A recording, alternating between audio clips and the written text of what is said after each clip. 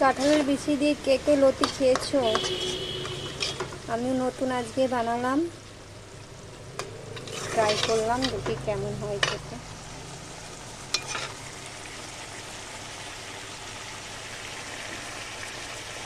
এর মধ্যে পেঁয়াজ টমেটোটা কাঁচা দিয়ে দিয়েছি। দেখো এর মধ্যে আদা নেওয়া হয়েছে, রসুন নেওয়া হয়েছে, একটু জিরে নিয়েছি, গোটা জিরে আর কাঁচা লঙ্কা, এগুলো শিলপাটা এবার বাটবো। বেটে দিলে মাংসটা ভালো লাগে খেতে। আমার বাটনা রেডি। বাটনাটা এবার মাংসের মধ্যে দিয়ে দেবো।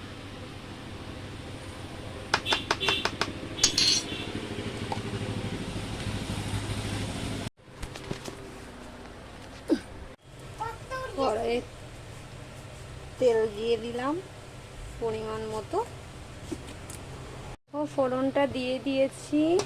তার মধ্যে দিয়েছি গোটা জিরে, শুকনো লঙ্কা,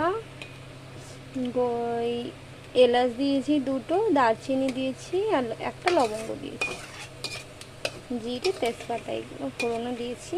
এবার দেবো একটু পেঁয়াজ। ফোড়নটা ভালো মতন একটু করে নিতে হবে, তারপর মাংসটা ছাড়বো।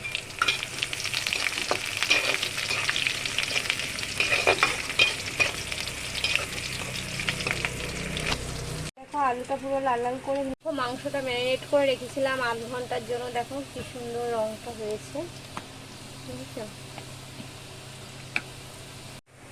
মাংসটা দিয়ে দেবো। মাংসটা পুরোটা দিয়ে দিয়েছি,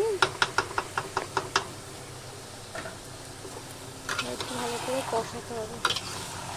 আমি মাংসটা খুব একটু বেশি কষিয়ে ফেলি, মাংসটা কষলে কালারটা ভালো হয়। অনেকক্ষণ ধরে কষাবো। দেখো মাংসটার মধ্যে ম্যারিনেট করা ছিল বলে কি সুন্দর, মানে মাংসর থেকে একটু জলও বেরোয়নি।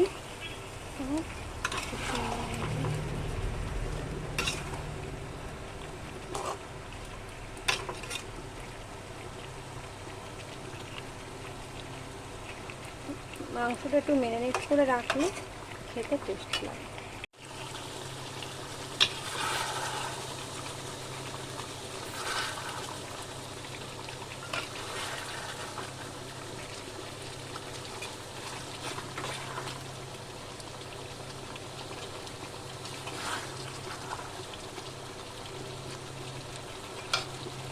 আলুটা দিয়ে আরেকটু কষিয়ে নেব। কষানো প্রায় হয়ে গেছে, মাংসের থেকে তেল ছেড়ে দিয়েছে, তোমরা দেখতে পাচ্ছ তেল ছেড়ে দিয়েছে।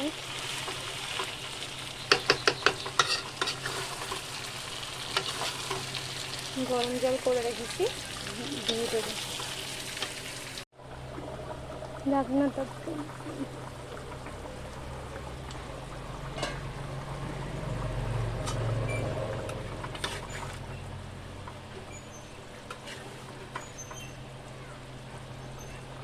দেখো আলুটা গলেছে কিনা, গলে গেছে।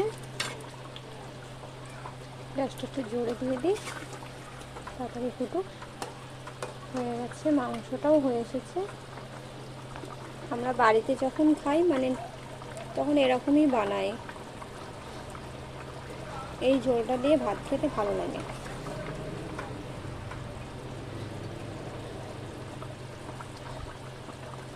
সবসময় তো রিচ খাওয়া সম্ভব হয় না, তো হালকা মশলা দিয়ে খেতেও ভালো লাগে মাংসটা। না না মা, তাকা তাকা তাকা, দেখো চান করছে মিয়া, একা একা চান করছে। দেখো আমার মেয়ে মাংস খাবে।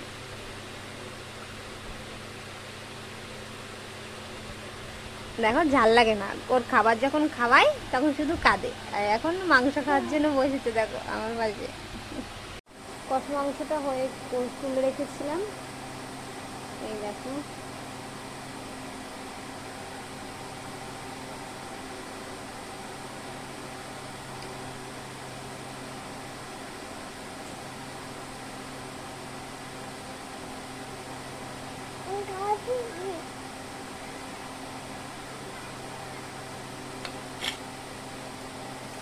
মাংস রান্না কমপ্লিট। দেখো